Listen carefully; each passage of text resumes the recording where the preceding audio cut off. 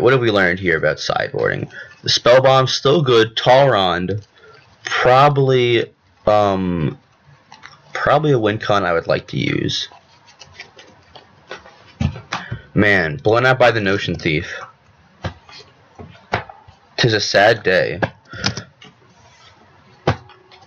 I think I would keep this hand. Preordain, Fast Bond. I think, yeah, I would like to preordain first. And then Forcible can stay and Spellbomb can stay. And Mox Emerald is just going to get Spellbomb here. Misstep? I'm very surprised we have not seen a mental misstep in either of our two games. Or at least in the last game, I forget if we actually saw one in the first game. Because that card is super, super relevant. Mox Jet for Voltaic Key, okay. Voltaic Key is scary, but there's nothing we can really do about it at the moment. Here is another land.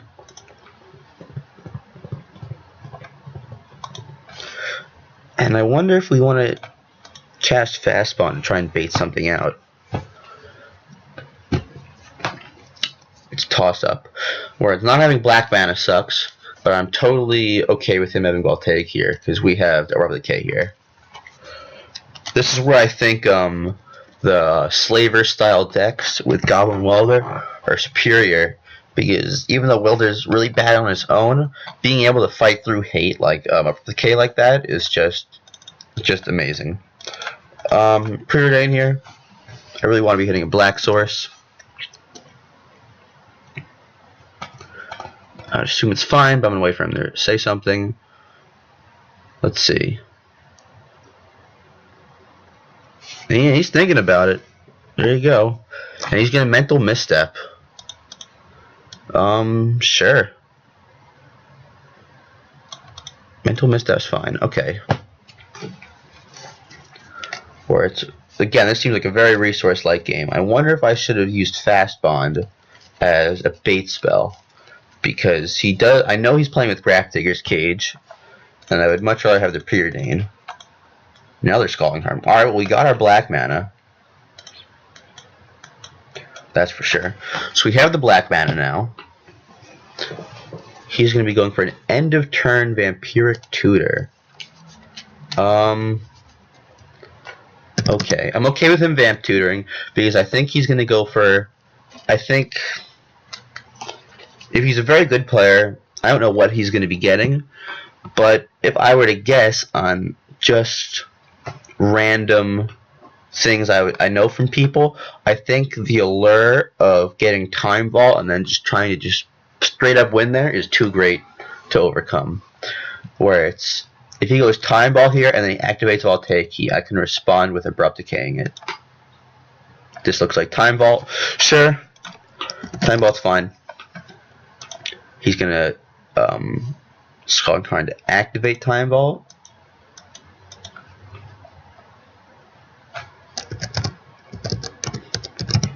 You can activate Time Vault. When Voltaic Key activates, I'm going to blow up Time Vault in response.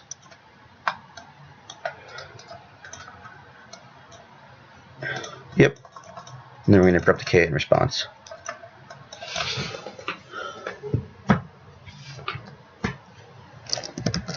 Uncounterable.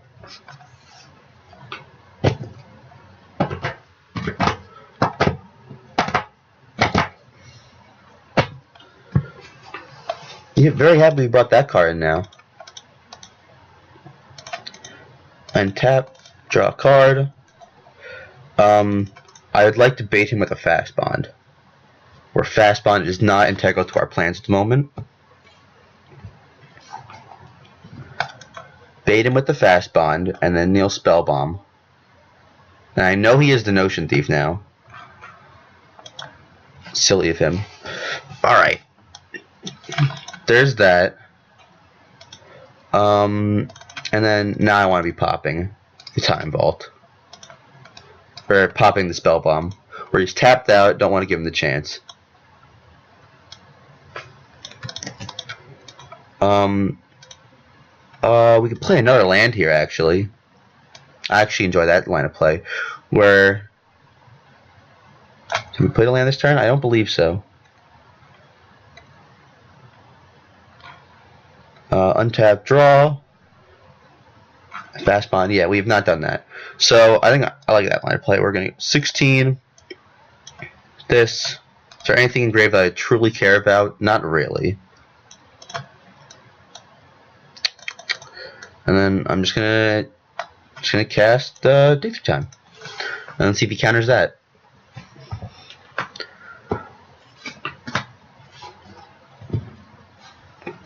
Let's see. All right, that's fine.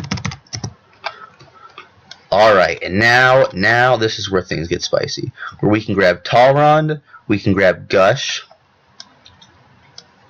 Alright, this is interesting now. Whereas we can have Gush fast bond up and see how that goes. I think I like Gush, and I like Talrond and I like Gush. That's mainly it.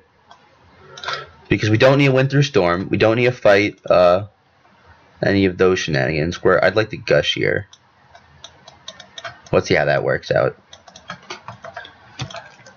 We're going to Gush, and we're totally getting card advantage over him, which is always a good thing.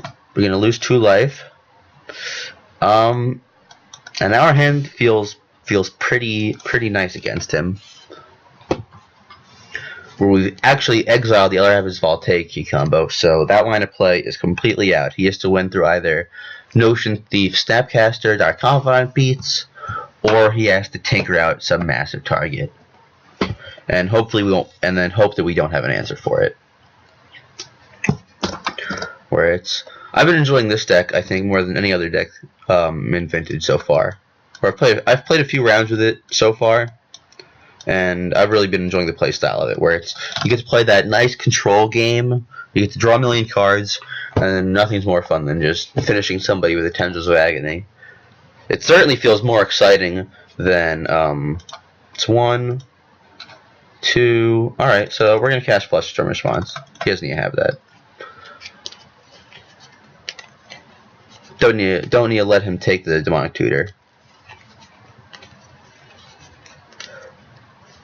Yep. Cool. Alright, so we still know the contents of the cards in his hand. Now the question is, do I just want to jam... Oh, we jam Jace the Mind Sculptor. Nope, that's certainly a better play. Jam Jace the Mind Sculptor. Pyroblast. Okay, so we know the last 2 cards in his hand now are Force of Will, and I think we go Force of Will pitching Force of Will. I like that line of play. Or Force of Will pitching Dig Through Time, actually. Because once Jace resolves, we get card advantage that way, and we still Force of Will to pitch Talrond if necessary. And then we're just going to let this get countered. Or we could have a Jason play, and that's that. Yep. I like that, actually. New play.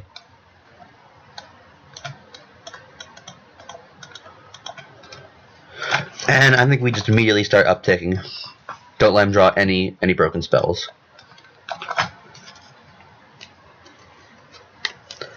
Snapcaster Mage, is there anything even in the yard? Yes, there is. Pyroblast.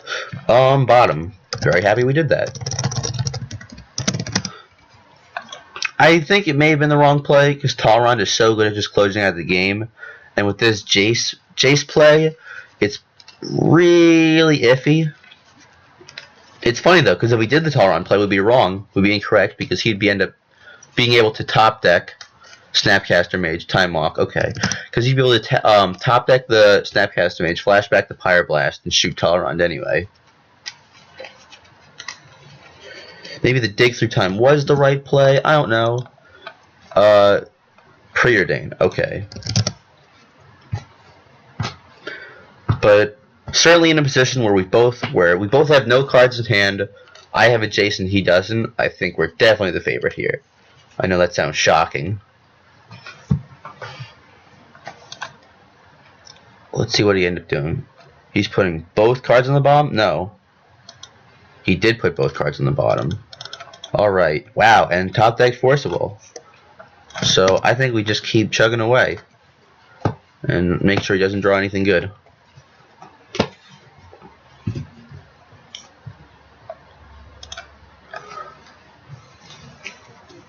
The top deck forcible certainly feels like a gift from God. Where it's...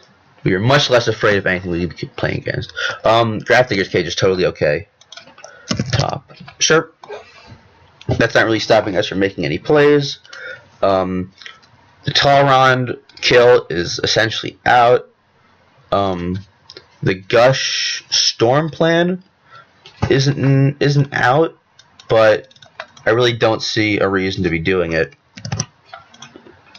when we have Forcible and Ancestral Recall. Man, who needs Jace when you could just have these gifts from God on the top of the library? Treasure Cruise. Huh. That's a weird card to be playing in this kind of deck. Treasure Cruise, that's 5, 6, 7, 8. He just ends up tapping out for that. But why would I make myself use a Forcible? I'll put on the bottom. Anything that I don't have the Forcible can stay on top. If I do need to force it, I like to put on the bottom. Because, I mean, if he draws a better card after that, I mean, then what happens with Forcible? So assuming I leave it on top, he Treasure Cruises, I force it, and the next turn I Fate Seal him, put, I don't know, I put some land to the bottom, and then the next card I see is just going to be another broken spell. What am I supposed to do? Now have a Forcible? Exactly.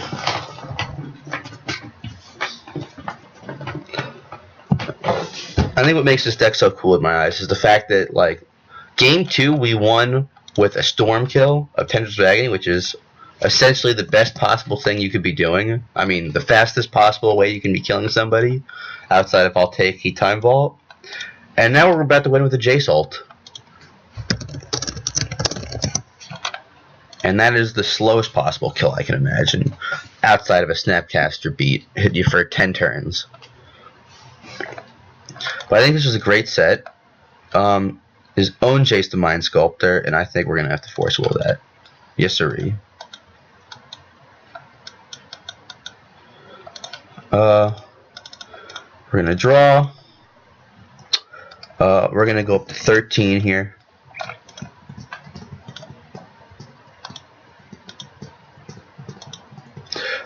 Keep on top. And that's the game right there. We're going to cast Recall. We're going to cast Thoughtseize. Yeah, Forcible. We're going to cast Gush.